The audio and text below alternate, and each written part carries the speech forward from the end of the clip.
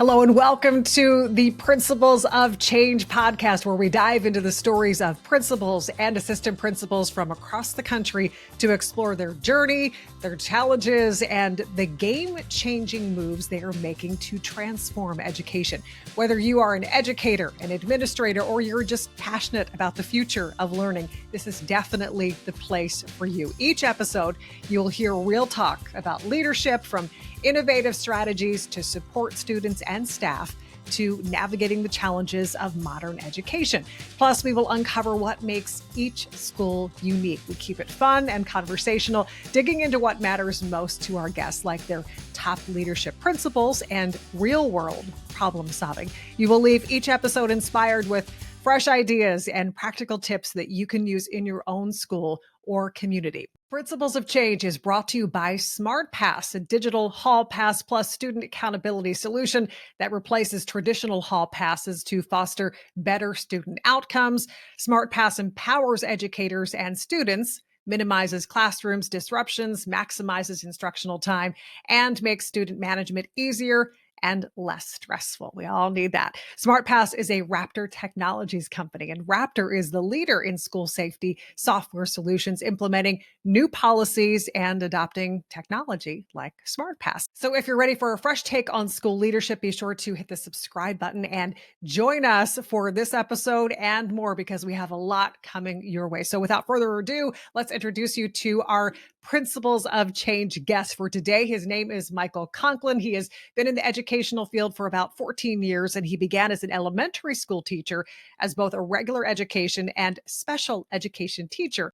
He did that for 7 years while getting his first master's in instructional technology. And then he decided he wanted to get into school administration. So he completed his second master's in educational leadership. He has been in administration for 7 years. He's served as both an assistant principal and co-principal, and now he's entering his third year as principal of Eldred Junior Senior High School in Eldred, New York. And I am so excited to have him with us today. So please welcome Michael Conklin. Michael, thank you so much for being here. Thank you very much, Michelle. I'm very excited to be here with you today.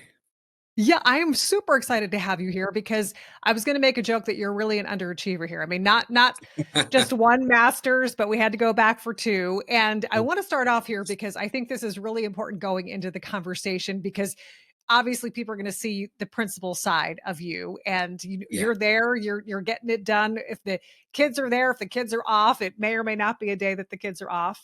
We'll keep that maybe. top secret, Yeah, we but will. you're still there, you're doing your thing.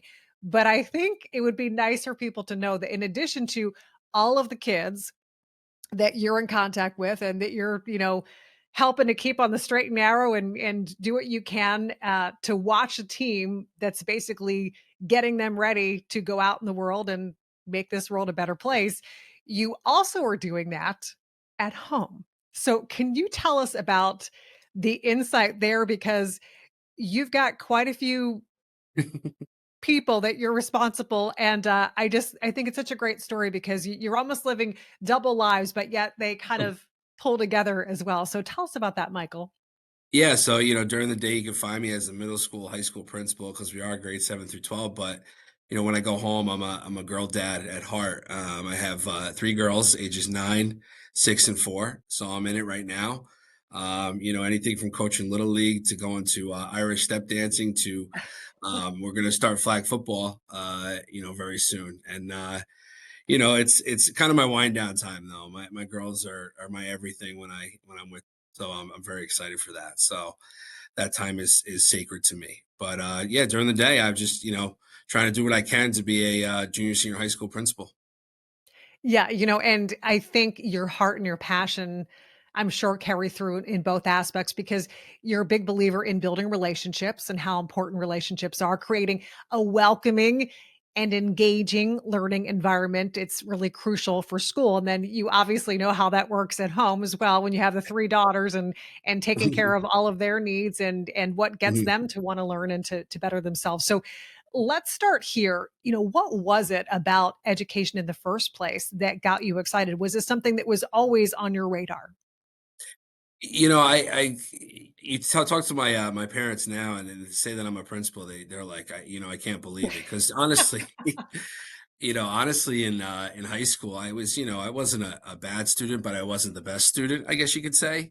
But it always takes those one or two teachers or that one or two, administrators that kind of makes it click for you, And when I graduated from high school, I went to a local community college, and from there, I got my first kind of coaching job at the school district that I went to, and that kind of, my passion for education kind of started there.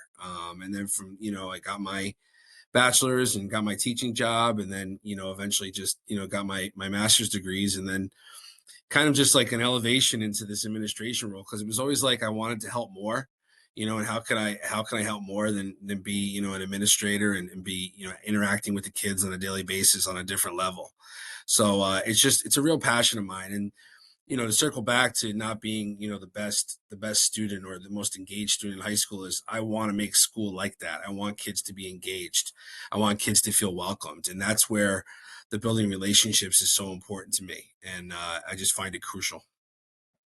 When you talk about your parents being surprised that you became a principal, I have to ask you this. Was there anyone in particular, or maybe a point in your schooling, that somebody or something was kind of monumental and maybe starting that shift of thinking that maybe you could end up where you were today? I mean, did you have any kind of somebody who saw that side of maybe you weren't the best in school, but triggered something a little deep Yeah. inside of you? Yeah. It's funny you mentioned that. There's Dr. Frank Greenhall was a superintendent who unfortunately passed away years ago, but he was my superintendent at my high school when I was a senior. And he was the kind of superintendent that, it wasn't just he was behind his closed office door. He was out and about, and I got to know him on a different level. So when I graduated high school, he is the one that actually came up to me and said, "Do you want to coach?" And he kind of saw something in me. And from there, I mean, I was 18 years old at the time, and it was, different. And I said, yeah, you know what, I do. And it was, I'll never forget him giving me that opportunity and kind of guiding me and kind of seeing a different aspect of the administrator. An administrator doesn't need to be behind closed doors in meetings all day, checking emails or on the phone. An administrator needs to be out and about and interacting with the kids. And that was really important to me. And he was a great influence on me. And, it's funny that you mentioned that. It's just, I've really never said that kind of out loud and in the public. I've told my close family and friends and stuff, but he was definitely a huge influence on me for sure. So you talk about coaching Mhm. basketball, correct? This is baseball. The first Oh, gig was baseball. baseball. Okay. Yeah, yeah. Yeah, So wow. So multifaceted here. So coaching basketball and baseball then. I did do both. I've coached a lot of things. I've coached anything from girls basketball, football, baseball, softball, even. I've done it all. Wow. So it's been but now being in administration, this is a full-time job for sure. Yeah. Well, I want to ask you though, with your extensive kind of career now in coaching, learning about, and the girls at home are really lucky now because they're going to have dad who can play all the sports. But how did that help you kind of transition into the role that you have now, especially when you're in a leadership role that is so crucial to your environment? I learned a lot of lessons from playing, football, baseball, growing up to coaching, and that's that team concept, right? We're all here for a common goal, and I really believe in that. And I kind of treat that like, with my staff here, I am kind of the facilitator. I'm the general manager of the team, and I have to guide the team in the right direction. So definitely coaching, and I've always been part of team sports, and I find it so important that when one cohesive unit comes together for a common goal, it's just magical what can happen. And that's the same thing I do as a principal. It's like if we believe in something and we're going to do it, we need to come together and we need to be the biggest proponents of that. And we need to figure out how we can move forward to help our students. So, I've gained a lot of experience in coaching and teaching. And then my years as, an assistant principal, just that been beneficial for me as I became a principal for sure. So you come from a larger district as an administrator. I'm curious to know the differences, ups, downs, that you've seen coming from a larger arena down to a smaller, tight knit school community like Eldred. Yeah, I mean, when you're a assistant principal in a larger district, you really just know kind of your caseload that you have under you as an assistant principal. You try to build relationships with whoever you see in the hallways, but sometimes with a bigger district, it's tough. And part of the reason I came to Eldred and what drew me to Eldred was when I was a teacher, I was in a very small district, and I love that cohesive kind of feeling that I got there. And Eldred is very small. We are, grade 7 through 12. We have 230 kids total. So you're talking about a graduating class this year of, I believe, about, I think we have 40 this year, which is a lot for us. So that feel of just being in that, I get to know every kid. When every kid gets off the bus in the morning, I can greet them, and I can greet them by their name because I know their name. And I'm not trying to say that to brag or anything, but it's just because of the small environment that we're in, is that I get to know every kid personally and know their story. And I feel like you're making a bigger difference on a smaller level.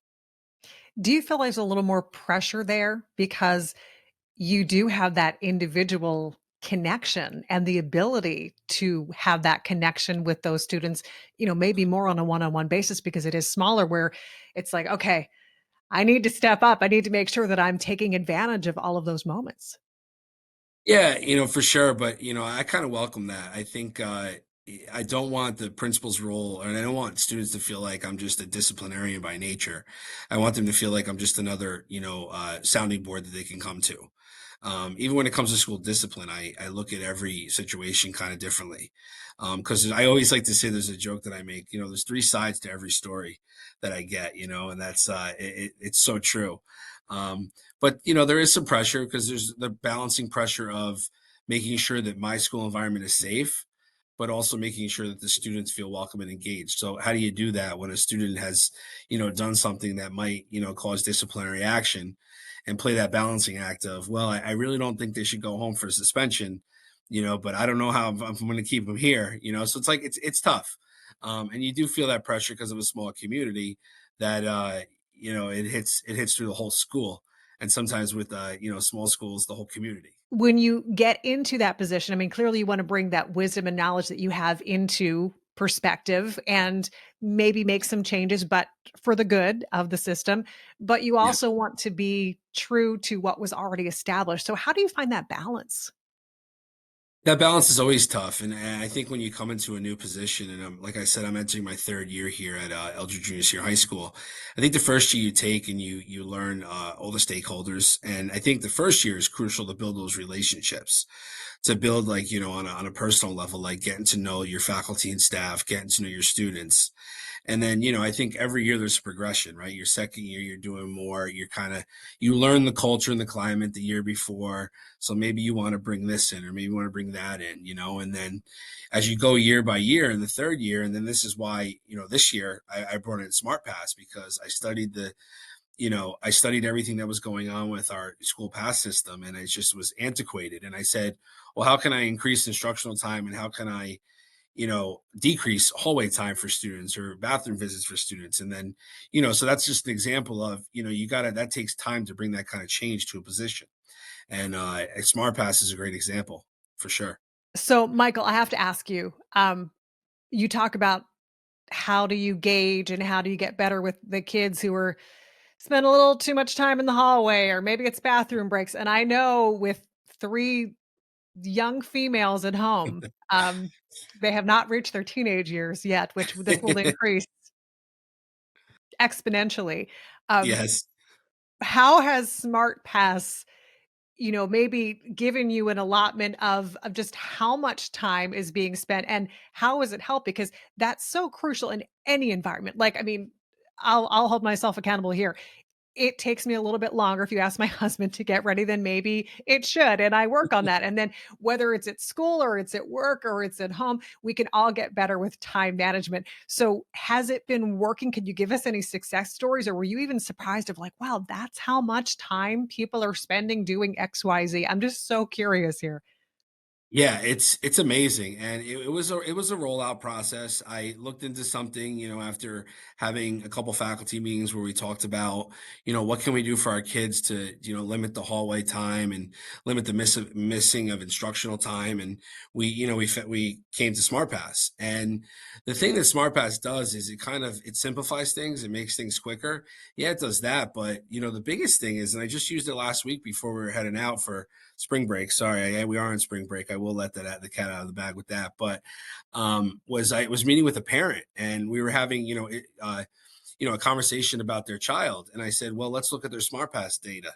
And when you looked at it, it was like, wow, they're missing this much time. They're going to the bathroom this many times. That's a lot of loss of instructional time. And even with SmartPass, the things you can do to get creative is, you can limit interactions with specific students. Maybe the students had a situation where they got into a little, you're with high school kids, they got into a little argument and you don't want them in the hallway at the same time. It kind of blocks the one student from going so they don't interact with that student. There's just a lot of things that I feel I'm a big believer in technology and using technology to your advantage. And with SmartPass, we definitely are using it to our advantage. And you're nervous when you kind of do a new initiative with your faculty and staff, but I have to say they love it. They've jumped on board. They're using it. And it's awesome, and I couldn't be more happier and proud of them to make that change with me. It's helped out a lot. So Michael's looking to have SmartPass installed at home, right? Yeah. That'll be another couple of years. You still have a few years on that one, Michael. Yeah, that's All for right. sure.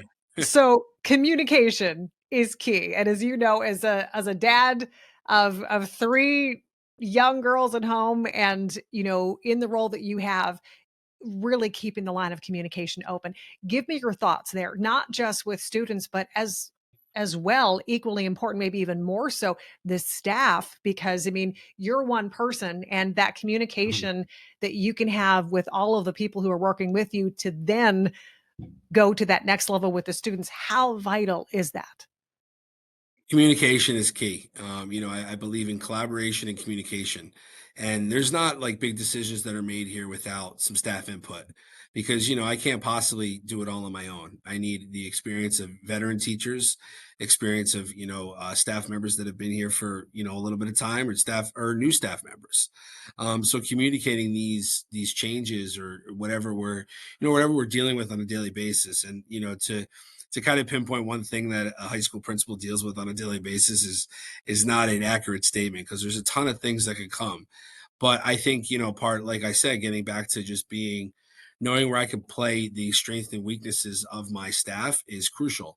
And knowing that, this staff member is really good at that. So I'm going to communicate with them that I want them to take care of this, but I'm going to have this person take care of that, and I believe in just communication on the standpoint of just send a quick email to just say I need everyone on the same page with this. I like to send a weekly email. I call it the weekly briefing at the end of the week to my staff, and it's just reminders and it's just things that I observed during the week or things that staff members brought to my attention. I'll see a staff member in the hallway and they'll say something to me, and I'll say, you know what, I'm going to put that on the weekly briefing. And it goes on there. And it's just reminders, important dates that we have coming up, and just everybody needs to be in the know because we're all here for that common goal of making sure our students feel welcome, engaged, and safe. Speaking of being in the know, let's jump into changing the game. This is where we spotlight the all-star plays and different ways principals are leveling up their school communities. And of course, we've got a coach to boot here. So we really are talking about changing the game literally and figuratively here. So what's a game-changing initiative or program that you would say at your school, Michael, that you are especially proud of? So I'm really proud of the steps we've taken to address student mental health. We are getting out of I hate saying this word, the post COVID, right? But I think our teachers, our staff, and our students especially are still healing from a lot of things. School was changed overnight. They were home and they were learning. So I took, the last couple of years, I've noticed that the mental health has amped up a little bit.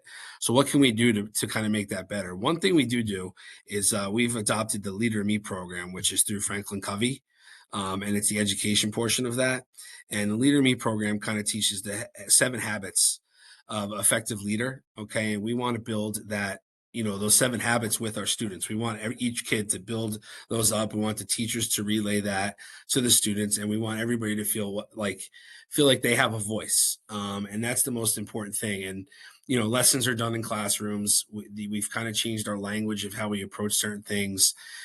Franklin Covey has been amazing with the support they've given us throughout the entire time, and it's kind of changing the culture. Another thing that I'm super proud of this year is we've adopted, we got a grant through Sullivan 180, which is a great organization out of our area, for Hope Squad. And Hope Squad is a peer-to-peer suicide prevention program. And it's more than a suicide prevention program. It more addresses mental health needs on a different level. And I happen to be one of the advisors. I jumped right in. I said, I'm going to be an advisor because I want to be at the front lines of this. I have 3 other staff members to help me out with it, but it's not us that are doing the work. Yeah, we've been trained, right? But when we get back from our spring break, we're going to vote for student advisors, and the students are going to be the ones that students are reaching out to. So it's peer to peer, right? So the students are going to reach out to their classmates and say, what can I help you with? How you doing today? Did you have a tough weekend? Things like that. So I'm very proud of bringing Hope Squad and being able to secure the grant and the funding for that. And it's something that kind of like a lasting kind of legacy. I hope that we can fund it beyond the 3 years that we have the grant for, because I feel it's so important to support the students on a social emotional level. I'm a big believer in, you're not going to get that student to do that math worksheet if they're not in a good headspace. So building those relationships is crucial, and I think we don't take enough time to really kind of reset after the weekend, because you don't know what students are. I call that emotional backpack. You don't know what happened that weekend, right? And Monday morning, you might hit them with a pop quiz, and that might not go well, but Yeah. what did happen this weekend? So why can't they reach out to one of their peers? And not just their peers, but of course the faculty and staff is going to be, trained to deal with situations like that as well. So I've really put a focus on mental health and mental well-being, and Leader in Me and Hope Squad are very important to me, very near and dear to my heart for sure. And kudos to you, Michael. I mean, I love everything about that. I mean, Hope Squad, the name right off the bat, but I mean, what you're doing, it's so much deeper. Not that, I mean, I don't have to tell you, the work that you do is so vital and so important just in the role that you have, but taking it that extra level, you're really changing lives, and it's much Thank more you. about curriculum. Um, it's, as I said, it's life changing, and I just love that, and I love the peer to peer aspect there. So I want to ask you, because I know this is a passion for you. I mean, there are many jokes, and I have a number of friends in the field. It's not for the paycheck. It's not for the glory. It is definitely something where, if you choose to take this path, you do so because you have a heart for the lives that you can potentially impact. So, one of your initial goals was to create a welcoming and engaging environment where students develop real world skills. What progress have you seen in this area? So I think what I did when I first came here was I looked at, I adopted a schedule that wasn't mine, a master schedule that wasn't mine. And I think, yeah, it's tough to make a schedule here at a small school because you don't have as many sections as you would at a bigger school. But one of the steps we took heading into my second year was, I want this schedule and the classes that we offer to be student driven, right? So I want to offer a course catalog that is going to interest students, right? We'll have the teachers say like what they want to offer, but it's based upon student choice and what they want to take. So along with my guidance counselor and kind of my main office unit here, we made like a course selection sheet, and each student each year goes through that course selection sheet, and they pick what they want to take, and then that drives our schedule, because I want to do what interests them. I want teachers to teach what interests them, because at the same time it might interest the teachers, which is why if a teacher comes to me and says, I'm thinking about doing this as an elective next year, I'm like, I think that's a great idea. Let's run with it. You know, um, and we have a great program where our kids go to our local BOCES for our VOTEC program. We have kids that are enrolled in different kind of programs like welding, public safety, cosmetology, things like that, and they're learning careers. Because at the end of the day, I don't not every kid needs to go to college. I certainly didn't think I was going to go and go to college and do all this, right? But a kid might go into the workforce, kid might go into the military, or they might go to a 2-year college or a 4-year college. But what are we doing here to prepare them? And that starts with giving them the choice of to take ownership of their learning and take classes that they want to take. So you have a lot of experience being in the field and working in several capacities. I want to ask you this. With experience as a special education teacher, classroom teacher, co-principal, how have they all melded together? I mean, can you look back and say, I see why there was a reason to have all of those different avenues get me to the point where I am today? Yeah, I mean, I think it gets back to the best experience for the students, right? You do it all for the students and you're here for them. And making sure that they have the culture and climate that they want to be a part of. And all my roles that I've taken on have kind of molded me into the leader that I am today for sure. But I always also operate that like differentiation is key. You know, what clicks for one student might not click for the other student. So finding that balance is also something that is crucial. You know, sometimes a student just needs to decompress in your office because they've had a tough class or they got a rough grade or something like that. And you know, that's the same thing. It goes hand in hand with the sporting event. Somebody had a bad play on the baseball field. You know, they need time to kind of decompress for that. So we're preparing kids for the future, and that's always been, and that's the big to me is that I always get back to that is it's for the kids, right? What's best for the kids. Anytime I'm making a decision, a crucial decision, I have to think of the kids and how's this going to affect them. And sometimes not worry about outside factors that are taking place, but making sure that I'm doing it for the students. So last question, looking ahead, because the future is bright at Eldred Junior, Senior High School, what are your thoughts there? What are you most hopeful about for your students and staff in the years to come? I want them to feel like, you know, that this is a place that is nurturing, that is engaging, and that they, you know, they're taking ownership of their learning. And also for my faculty and staff to know that I'm here for them. I'm here to support them. We're all here to support the students. And, you know, together we can work towards that common goal. Because, like I said before, when you have a whole group of people working towards a common goal, it's a magical thing and amazing things can happen. And I think we are just doing stuff here at the Eldred Junior Senior High School that is going to take us to the next level. I always say that, like, what's going to take us to the next level?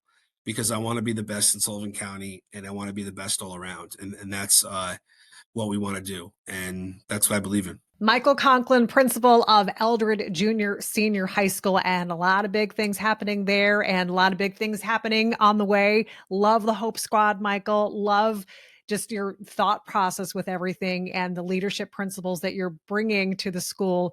As you said, that delicate balance of keeping some of the initial things that were set in place, trying to change things as you go, and of course, always hoping to make a difference. So appreciate your time today and congratulations on the success that you've seen. It was a pleasure to have you here. Thank you so much, Michelle. I really appreciate it. And I love being here for sure. And good luck with being a girl dad, especially in the teenage years. No, Thank you. going from somebody who knows about the teenage years. No, Yeah. they're going to be great. They're going to be great. And I want to thank all of you for tuning in and listening to Principles of Change podcast brought to you by SmartPass. And of course, you can learn more about SmartPass going to smartpass.app. And SmartPass is a Raptor Technologies company. And you can visit raptortech.com for more information there. Thanks again for joining us. I'm your host, Michelle Dawn Mooney. If you'd like to hear more engaging conversations like the one you heard today, be sure to subscribe to the podcast. And once again, thank you for joining us. We hope to connect with you on another podcast soon.